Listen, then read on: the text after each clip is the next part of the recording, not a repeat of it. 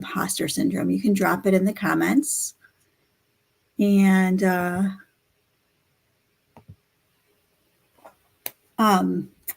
while you're doing that, again, I just want to welcome you today to Hidden in Plain Sight, Confronting the Impostor Within. For those of you that maybe don't know me, I'm Ruby Garcia. I'm a certified imposter syndrome informed coach through the Imposter Syndrome Institute.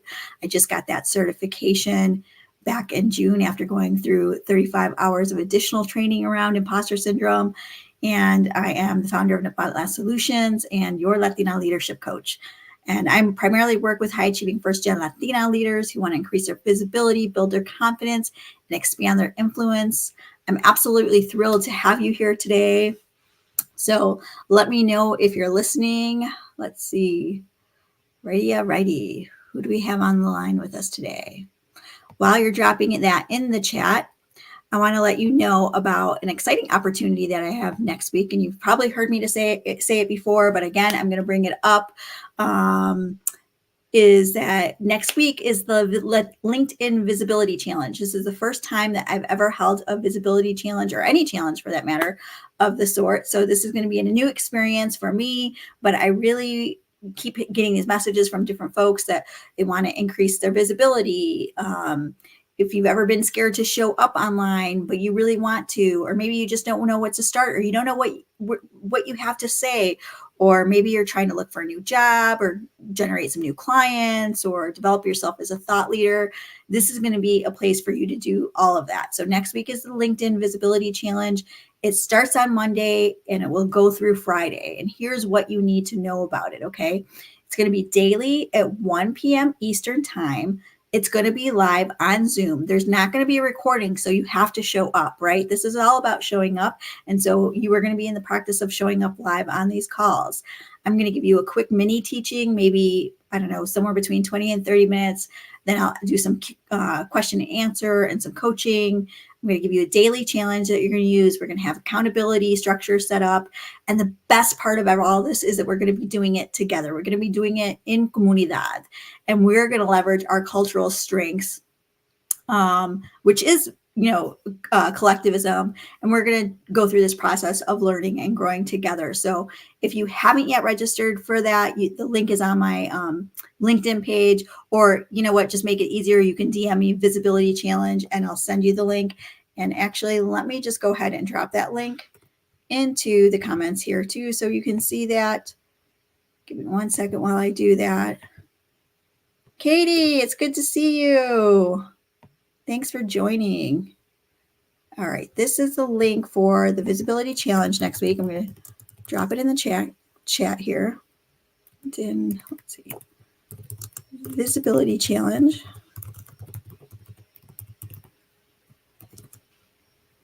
And here you go. All right, so hopefully you all see that in the challenge in the chat, and if not, I will again post afterwards. But I would love to have you join this first ever challenge that I'm hosting. It's going to be a lot of fun. I'm going to teach you how I've kind of I'm going to share a lot of my own secrets and insights and how I've grown my own brand over the last several years. And we're going to do it together, and it's going to be fun. And you're going to start to increase your visibility and get comfortable with building that courage muscle.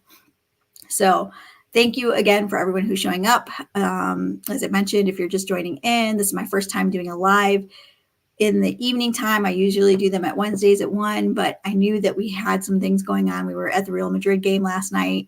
They won 2-1. It was a lot of fun. And so I moved this to this evening. So thanks for being here with me. Before we even start, I just want to acknowledge something really important. And that's that most of us in this space right now are trailblazers, right? As Latino professionals, especially those who are first generation, we have definitely overcome a number of barriers to be where we are today. And even though we have made so many steps and achieved so many accomplishments, what I still see is that many of us struggle with a persistent feeling or this nagging doubt or this little whisper that says, do I really belong here? And this, mi gente, is imposter syndrome. And today we're going to confront this head on. And yes, you do belong here. And I'm so glad that you're showing up today. to learn more about imposter syndrome. So I'm going to just dive right in because I really value your time, and there's a lot of information. And it's funny because today, as I was making some final touches and preparing for this, I was thinking this is like I just did 35 hours of training around this, and there's no way I can put it into 30 minutes, right? But I'm going to do my best to just define what imposter syndrome is and give you some tools and strategies to help you, and share some personal stories too also. So let's just start by defining what imposter syndrome is. First of all, before I even do that, I'm going to tell you what it's not. Even though it's called imposter syndrome, or some might have heard imposter phenomenon, it is not actually a syndrome. So you're not going to find this in like that diagnostic manual, the DSM. You are not broken. You do not need to be fixed. Imposter syndrome is a psychological pattern where individuals doubt their skills, talents, or accomplishments and have a persistent fear of being exposed as a fraud. And for many of us in our comunidad, this feeling might feel amplified because we might be the first in our families to have attended college, to work in corporate America, or maybe even to start our own business. Or maybe you're all three. I know that's been the case for me. So even though all of these, qualities and being in a role of kind of the forerunner or the pioneer is admirable, it can also sometimes really leave us feeling isolated or out of place. And so I'm glad to have this space here. I'm glad that you're here today so that we can talk about this together and be in comunidad. And, as we're going through this, drop questions in the chat. What I'm going to do is kind of explain to you, again, define imposter syndrome, give you some strategies and tools. And then at the very end, I'll answer any questions that you might have. But, just recently I was talking to someone I'm going to call Maria, and we were talking about, coaching. And it was very interesting. She is a college graduate. She was a CFO for huge organizations in Mexico. And she was recruited to the United States to take on a CFO role. And she's been in a role for about a year, and she's still worrying that she's like her colleagues are going to find her out, or realizing, that, she's waiting for someone to say that she doesn't belong there. And this is exactly what imposter syndrome looks like when it's in action. So it's really important to understand. And like I said, she was very successful in Mexico. She has degrees. She, is at the top of her profession. She was very well known. But it's important to understand that imposter syndrome does not discriminate. It affects people from all different professionals, all levels of experience, from CEOs to actors. Even Nobel laureates have reported feeling like an imposter at times. And in fact, as I was doing some research and preparation for today's call, I was reading about the former First Lady, Michelle Obama.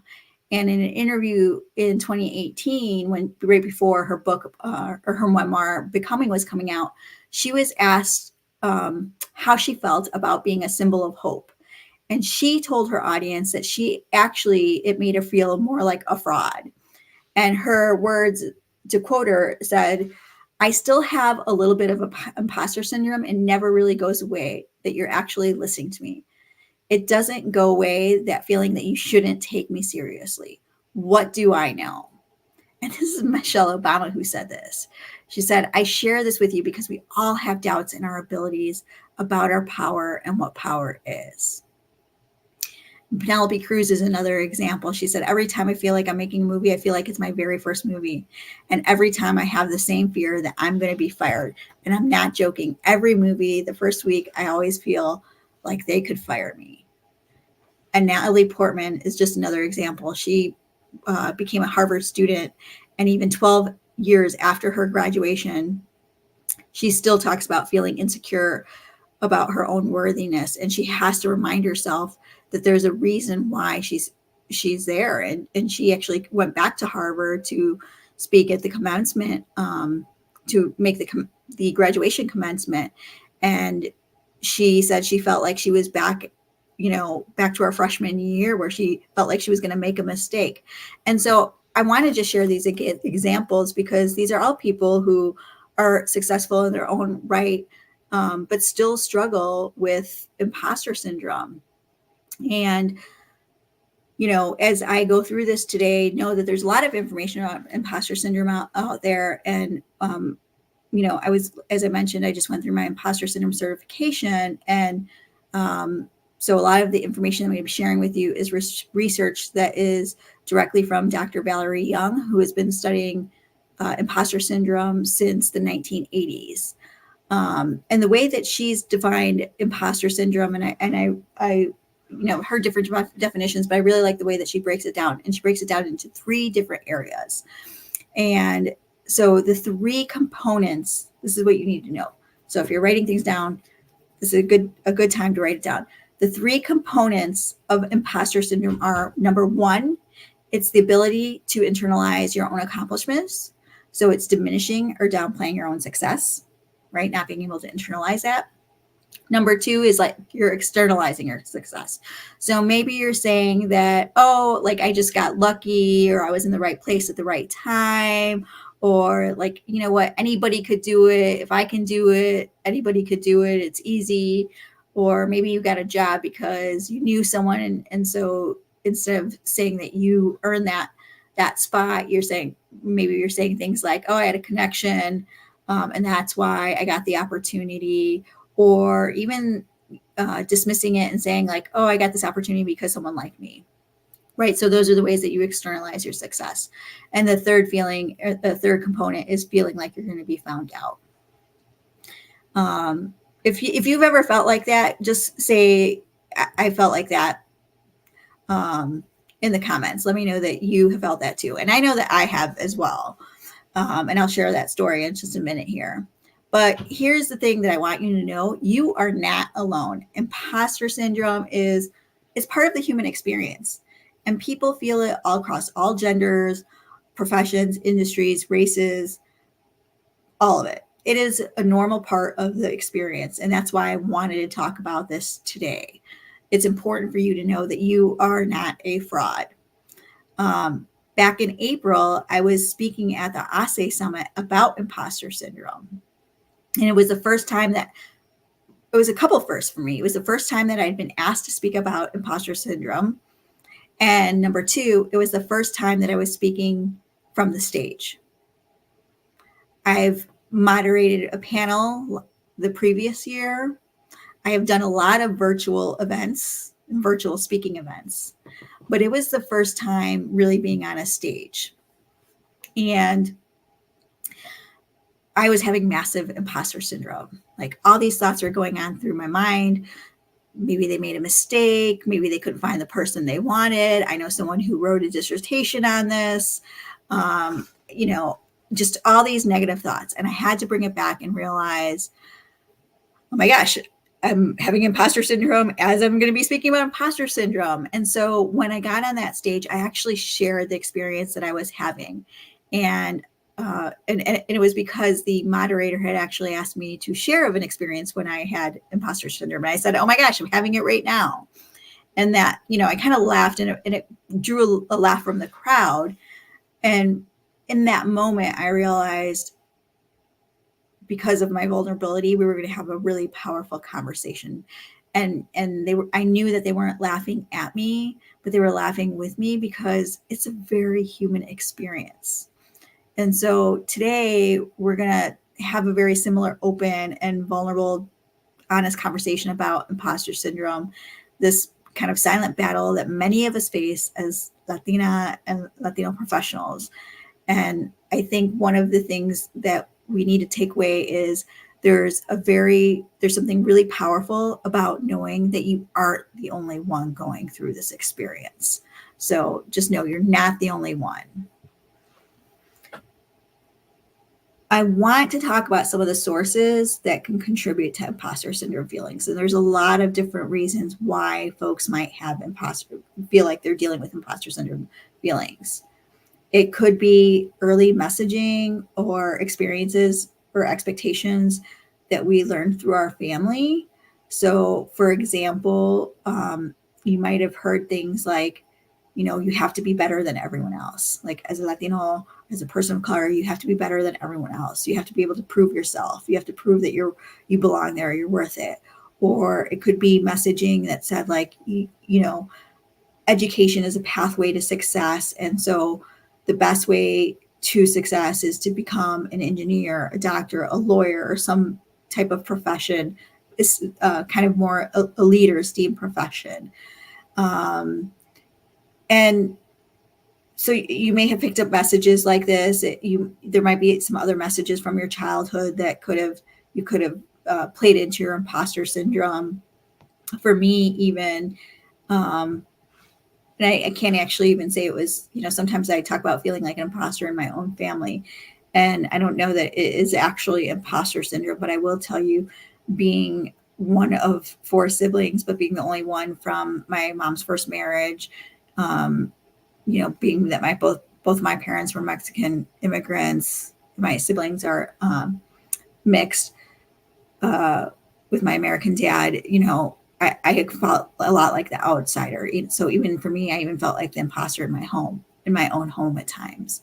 And so there might be things in your own upbringing that might have impacted the way that you relate to imposter syndrome. The other thing is there's a confidence gap. This is something that I think is very interesting, and it tends to make a lot of sense to me, but is also really unfortunate. There was a study, it's called the Zenger-Folkman survey, and it surveyed men and women, and it showed that women, and this was all across the world, so it was a global study, it wasn't just in the US, but it showed that women have lower confidence than men in their 20s and 30s.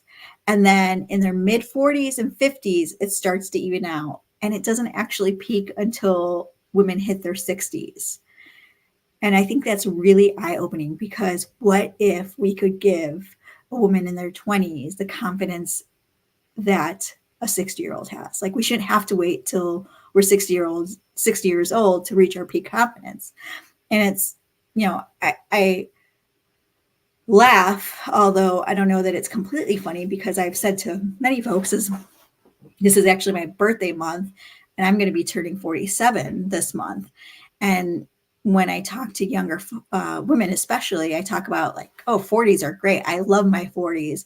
And the reason why is, and I've said it, the reason why I love my 40s is because I feel like in my 40s, I have way more confidence. I have way more wisdom than I ever did in my 20s or 30s. And so I can relate a lot to this survey. However, it is unfortunate to think that we have to wait till our 40s, 50s, or 60s to have the confidence that most men are feeling in their 20s or 30s. And contrary to what most people believe, men and women both feel the same amounts of imposter syndrome, but the experience might look a little different. So women will actually kind of lean into their feelings, where men will avoid situations where they might feel those imposter syndrome feelings. So that's the distinction, but both men and women feel imposter syndrome. Something else that comes up with imposter syndrome, and one of the sources could be around belonging, because when belonging is something that actually fosters confidence, and when we tend to feel more confident when we see people who look and talk and are familiar to us, rather than being one of the first, the few, or the only. So when we're the first, the few, the only, that can also feed into our imposter syndrome, whether that's, working for an organization that maybe perhaps historically doesn't have a lot of women, or people of color, or people with disabilities, or whatever it is, or, if you feel like you're having maybe that token experience. Our cultural background can also influence imposter syndrome. There is a new study, and I'll try to drop it in the chat, and I haven't had a chance to read it, but there's actually, there isn't as many studies as I hope to read about, specifically about the Latino population, but there was a new one that just came out and I'll find the name for it, but they actually did some research at a HSI institution, so a Hispanic serving institution. So I hope to share that with you later. But when it comes to our cultural background, you know, this is what I have seen a lot of in my experience. And let me tell you, the number one request that I get, or when people come to me about coaching, it's usually hand in hand. It's, I want more confidence, and I'm having major imposter syndrome, and it is rearing its ugly head, and it's preventing me from growth or from opportunities in the workplace. So those are two things that I get, is like, I need more confidence, and I need to overcome imposter syndrome. And what, as I kind of dig in and talk to folks and learn about more about, okay, well, tell me what's going on, help me understand, how are you seeing this show up? One of the things that I see occur a lot is how our cultural values might contribute to imposter syndrome. And what I mean by that is things like humility, we put la humildad ante todo, humility above all. Some of these teachings, while they're very well intentioned and meaningful, it can also mean that it becomes challenging to be able to internalize our own success, right? Because we've been taught to be humble so much that it's hard to take, like, really own our own accomplishments and achievements. Maybe some of you can relate to that. I know for me, that was a very difficult challenge.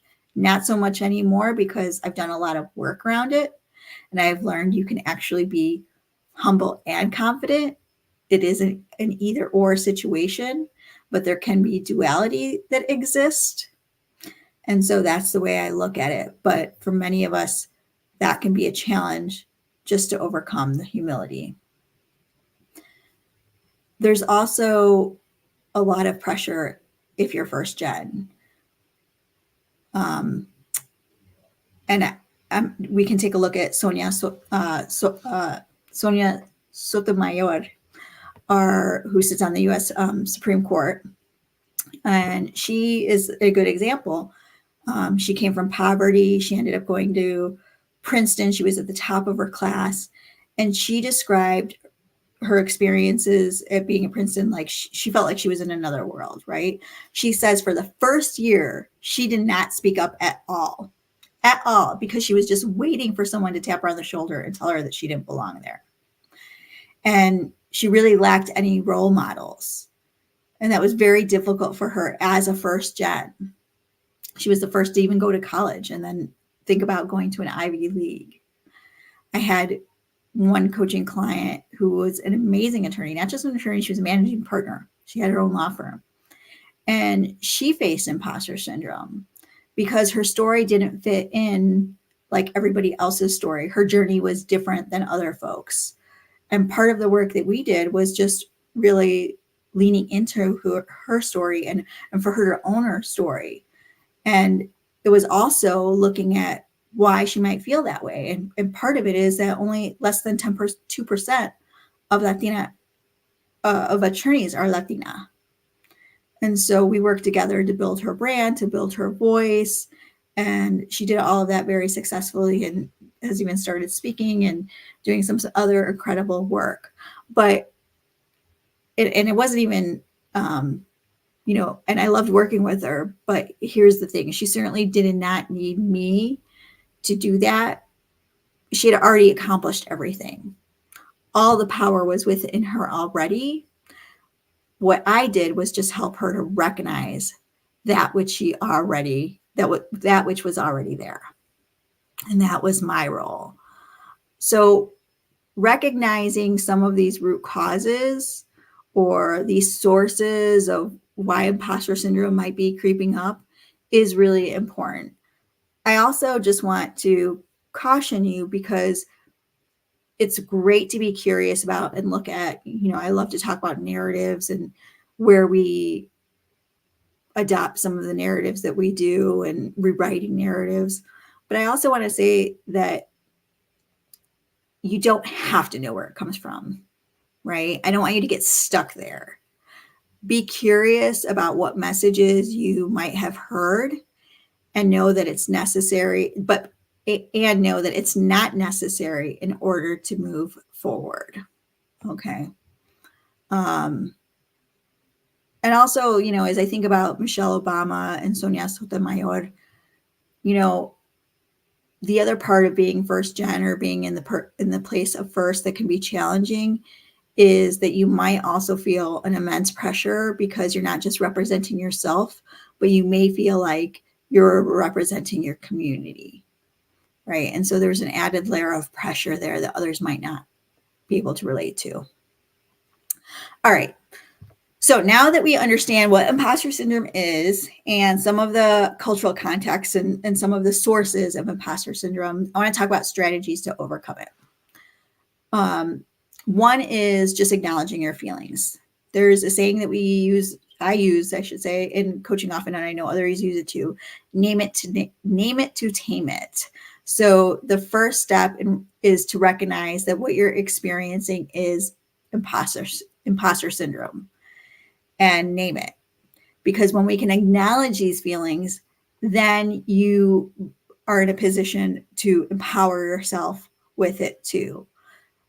Just like how I mentioned when I went to the ASE conference, and it was my first time that I was going to be on the stage. It was my first time talking in public from a podium about this topic, even though I wrote about it all the time and would talk about it in coaching clients and work with hypnotherapy clients around this. Being on stage felt like imposter syndrome, right? But then once I put the words to it, I could then talk myself through it. I could say, okay, here's what I'm feeling. Here's the story that I'm telling myself. Then I looked for evidence of and belief systems that would actually reframe my thoughts. And then I thought about, that it was more important for me to show up vulnerably and make impact than showing up perfect. So number one is acknowledging your feelings, and you can do that by naming it to tame it. Number two is reframing your thoughts, just like I mentioned. As Latinos, we're often raised to value humility, and that means putting others' needs before our own.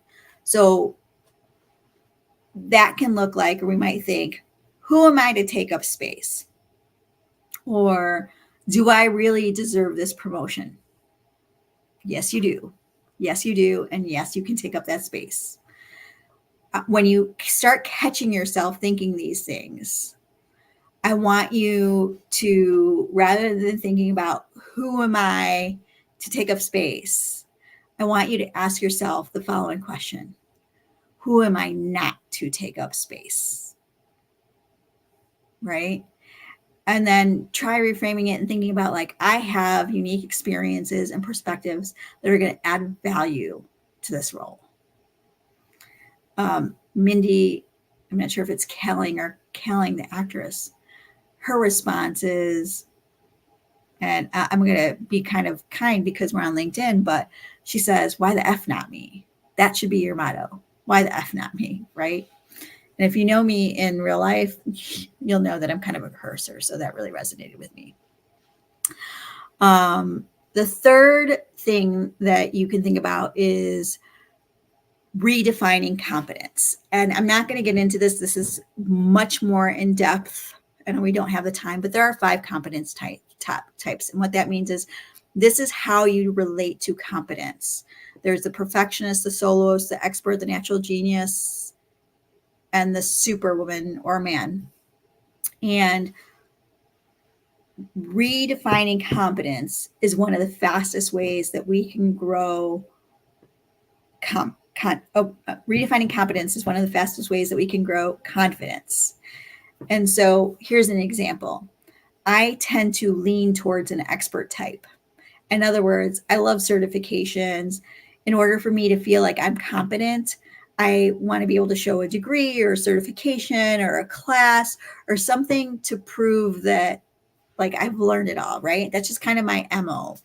And so the strategy that I'm going to use in order to overcome that, because writing a success list or writing all my accomplishments is not going to matter, because the way that I relate to it is through all of those degrees or certifications or whatever. So the way that I'm going to overcome that is actually by teaching, which is part of the reason why I do these lives, by the way, right? Is I get to be in my teacher mode, and that helps me to move past just thinking about things and being up in my mind, and to actually be, it's the implementations, being in action around it, right? So it's not just book knowledge.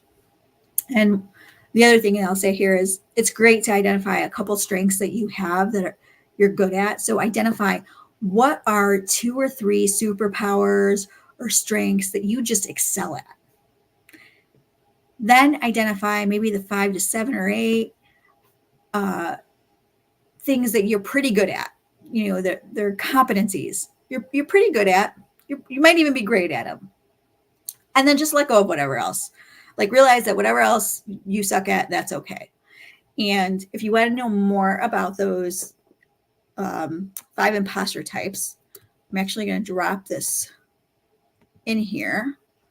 I actually wrote a whole article, newsletter on this. So I'm dropping it in there.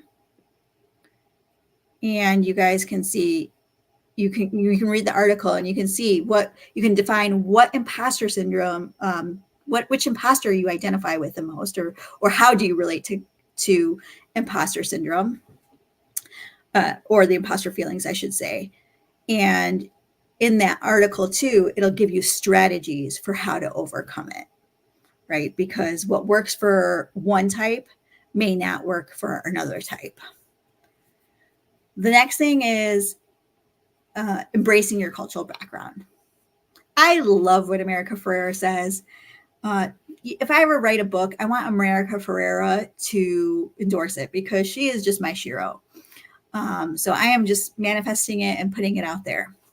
But what she said in her TED Talk was, your identity isn't an obstacle, it's a superpower.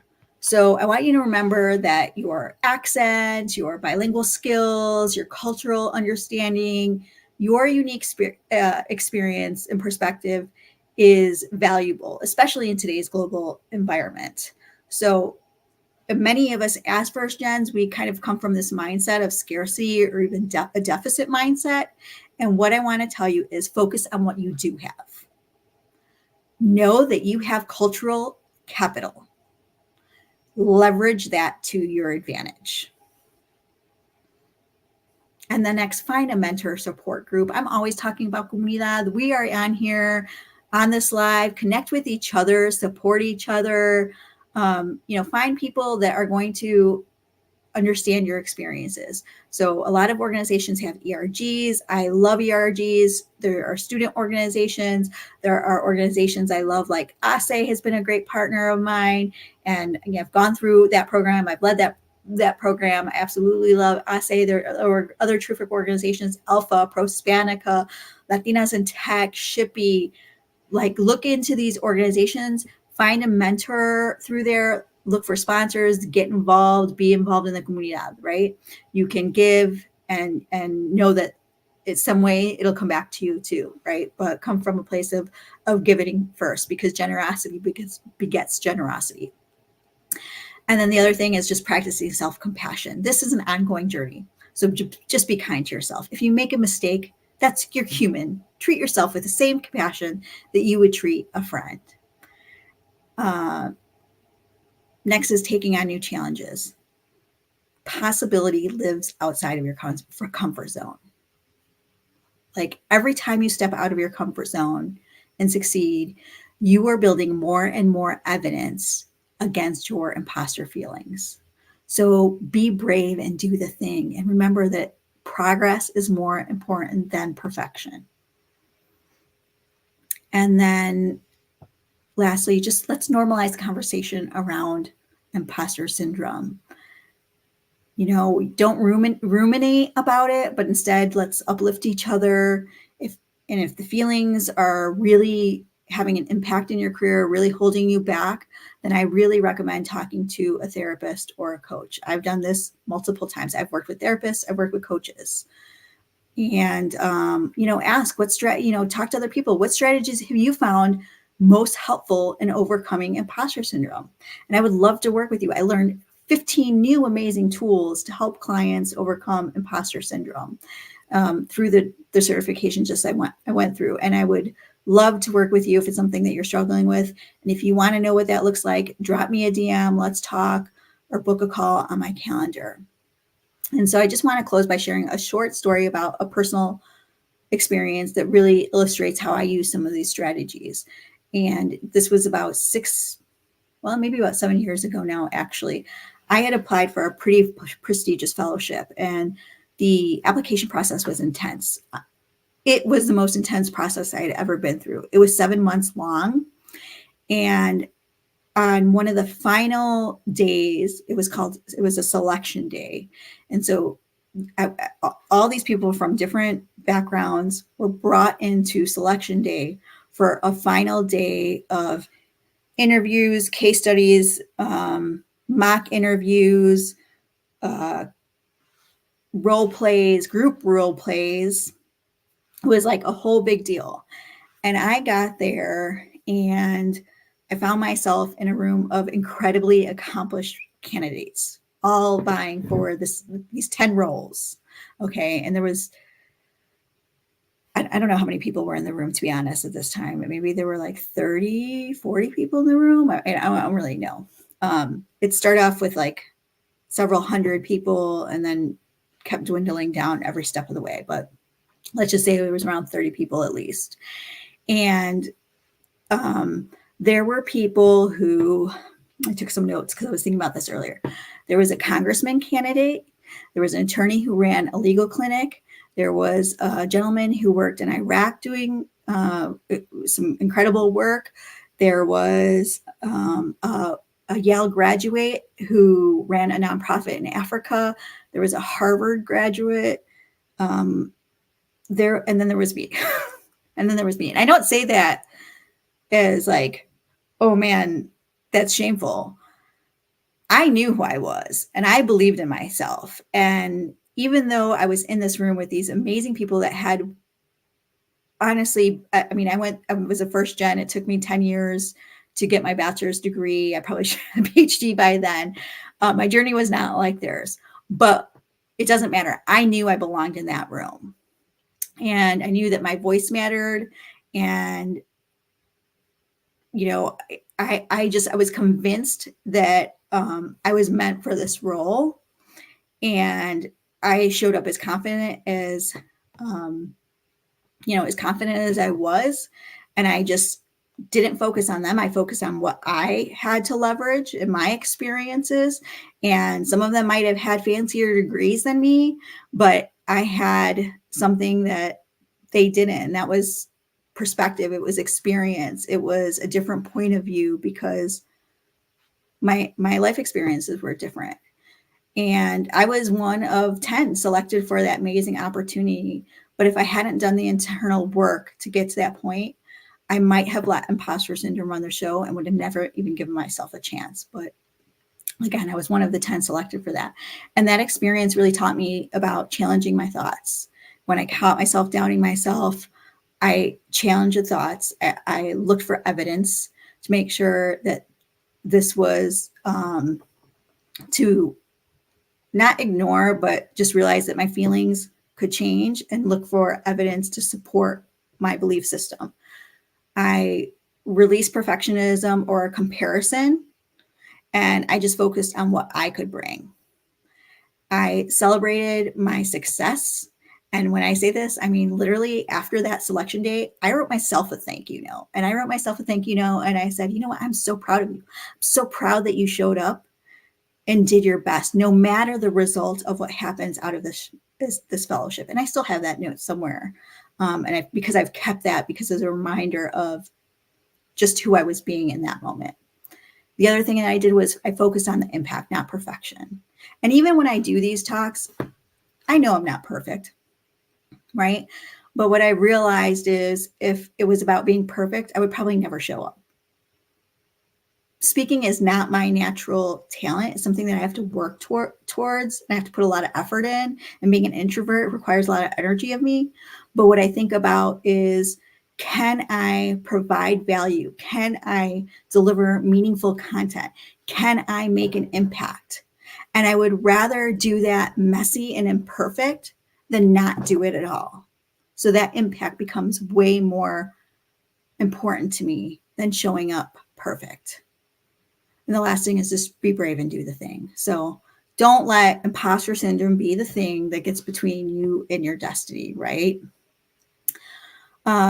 So I want to take a moment right now in this live. I want to take a moment and I want to put one of these practices to strategies. So I want you all, whoever's on here listening, I want you all to think of just one moment or one achievement this past week. It doesn't have to be big. Maybe you completed a project. Maybe you got some positive feedback. Maybe you learned something new. And I just want you to take a deep breath. Take a deep inhale, hold it, exhale. I want you to feel proud of that achievement. I want you to feel really proud of that achievement. Go ahead and tap yourself on the back of the shoulder, right? Like pat yourself on the back of the shoulder. I want you to feel proud. And I'm going to challenge you. Go ahead and share it in the comments.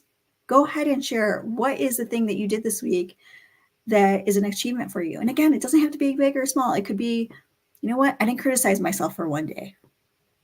Or I prioritized my self-care.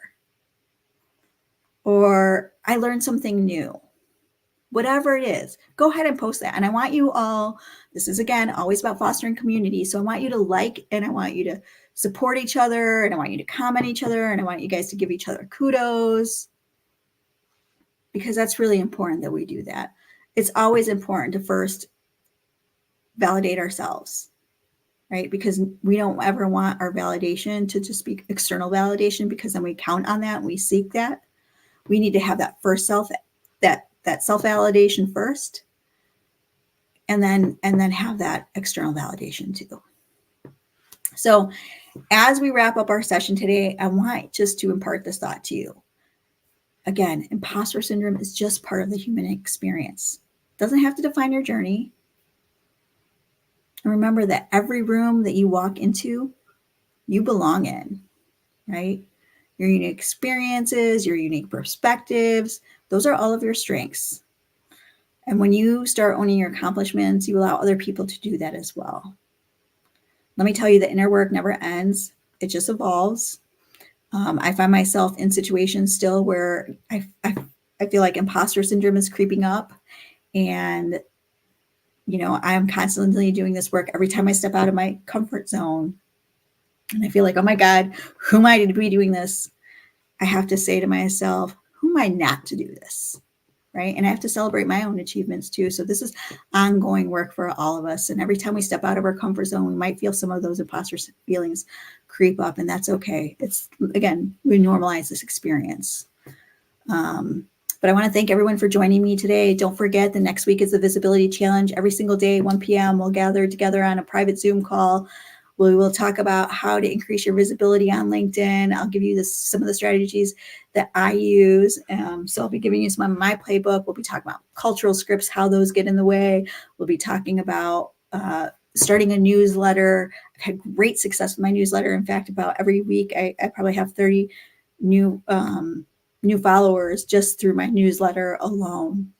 So I'll be sharing all of that with you next week, Mondays, every day of the week, Monday through Friday at 1 p.m. Eastern. I'll do kind of a mini lesson.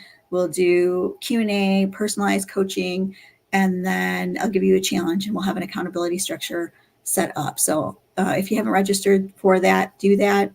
I'm going to look through and see if there's any questions, but I just want to thank everyone. I know it's a Wednesday night in the summer. It's busy and you're here. So I'm always so grateful to this community. And if there's a way I can support you, let me know. If there's a topic you want to hear about, I bring this to you to bring value, to share experiences that are going to make your life easier. So you don't have to do things the hard way. I feel like half of my life I was doing things the hard way because I was either didn't know or I was too scared to ask. And I don't ever want anyone to have that experience. And so that's part of the reason why I do these lives. Let's see, any questions?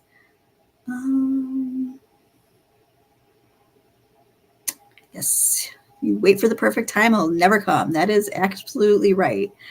Just need to get out there and do that. Thank you, Becca. Yes, let's see. Katie said, I decided to leave an area that was no longer a good fit for me, even though it was hard. Awesome, Katie. You know what? I left that fellowship that I mentioned after 6 months because it wasn't the right fit for me. It took me longer to get that fellowship. It took 7 months to get that fellowship, and I left after 6 months because it wasn't the right fit. But you know what? That was a breakthrough in self-love and prioritizing myself. And so sometimes that means that is a celebration, right? That can be a breakthrough for us. And let's see. Rock says, as a current job seeker, I've had to keep an open mind of what the perfect job looks like. That's one new thing I learned this week. Awesome. Thank you for your vulnerability. Thank you for sharing. If there's anything I can do to help you in your job search, let me know. All right. It doesn't look like there's a lot of questions. Again, the visibility challenge is next week. Register using the link in my profile. If anyone has ideas for future LinkedIn Lives, let me know. Thank you, everyone, and have a great night.